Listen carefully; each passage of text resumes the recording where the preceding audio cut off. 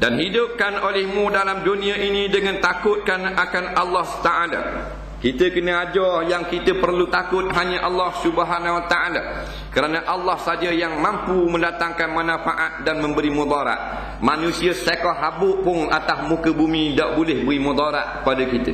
Dalam suatu hadis kursi yang lain, Allah berkata yang maksudnya, jikalau berhimpun segala jin dan manusia daripada zaman Nabi Adam sampai ke kiamat untuk melukakan sedikit pada tubuh kita, tidak akan berjaya tanpa izin daripada Allah. Dan jikalau berhimpun sekalian jin dan manusia daripada zaman Adam AS sampai kiamat untuk memberikan kebaikan sedikit saja kepada kita, tidak akan mampu melainkan dengan izin Allah. Ini akidah kita.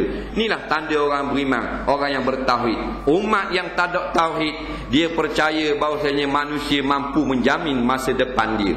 Dia berasa manusialah yang jamin masa depan, sehingga ditulis di tepi-tepi jalan, sokonglah benda yang telah nak mati ini, pasti akan terjamin masa depan anda. Tidak ada orang yang berkata manusia boleh menjamin masa depan, maka orang itu terkeluar daripada akidah Islam. Tercabut dah dua kalimah syahadah, kerana makna syahadah itu mentauhidkan ketuhanan Allah. Menjamin masa depan hanyalah milik Allah. La dhamina illallah. Tiada orang yang boleh menjamin pada alam ini melainkan Allah Subhanahu Wa Ta'ala. Maka manusia yang mengaku Islam telah syirik berjuta-juta orang dengan meyakini bahawasanya ada lagi kerajaan yang lebih hebat daripada kerajaan langit milik Allah. Duk berasa hukum manusia lebih baik daripada hukum Al-Quran dan hadis. Duk berasa manusia ni boleh beri rezeki. Duk berasa kalau ikut Islam maka kaat rezeki. Duk berasa kalau ikut manusia boleh senang, boleh projek, boleh gagah, boleh macam-macam. Padahal rebah dah 12 ekor budak hitam, tak kata apa, gelepok ketah-ketah. Pas pandai pergi rezeki dah. Tak usah kata pisbah. Wakil rakyat pun telah digugurkan. Tak ada piti skepeng lagi. Orang yang bergantung dengan dahan yang sangat rapuh akan jatuh beluli batin. Pala dulu kaki cokeng tak kata. Kalau kita iktimat hati kita, siqatul qalbi billah, teguh hati bersama Allah. Allah hayyun la yamut, hidup tidak mati. Maka kita bergantung dengan Tuhan yang hidup lama-lama. Kita tidak akan jatuh dulu, kini dan selamanya. Serta mematikan olehmu yang 6 perkara ini, iaitu tanda orang yang berakal. Kata Siti Aisyah radhiyallahu anha bahawa tanda orang yang berakal itu 10 perkara. 5 perkara daripadanya 10 zahir dan 5 perkara daripada 10 batin. Adapun yang zahir itu pertama, diam diri. Maksud diam daripada perkara karuk. Adapun diam daripada perkara yang benar, hukumnya adalah haram. Sekarang ini ada 2 golongan ada di depan mata kita.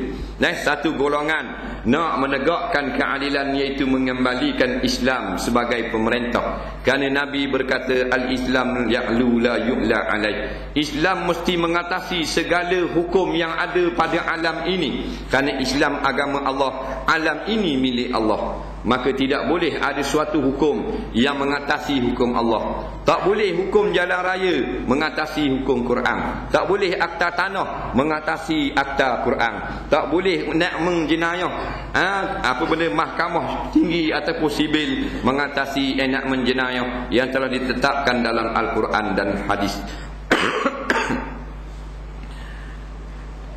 Adapun kalau kita tahu perkara yang benar, kalau kita berdiam diri, maka jadi bingung rakyat, jadi orang masyarakat tak tahu kebenaran, ataupun masyarakat duduk bersama perkara yang batil dengan sebab kita berdiam diri, maka kita adalah syaitan-syaitan yang bisu.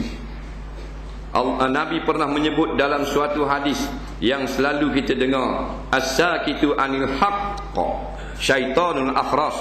Orang alim, orang yang tahu hukum, orang yang tahu kebenaran, didiamkan kebenaran tersebut, maka itulah syaitan-syaitan bisu.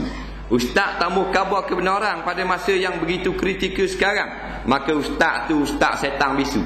Kalau Tok Imam diam tak mahu khabar kebenaran sekarang ini, maka Tok Imam setan bisu.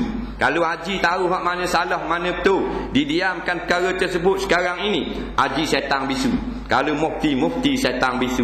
Siapa-siapa juga, ulama ke, tokoh ulama misali ke, tokoh ma'ah hijrah ke, kalau diam sekarang ini daripada perkara-perkara yang haram, menyebabkan orang manusia terpinga-pinga tak tahu mana satu betul, maka dia adalah tokoh ma'al syaitan bisu. Dah.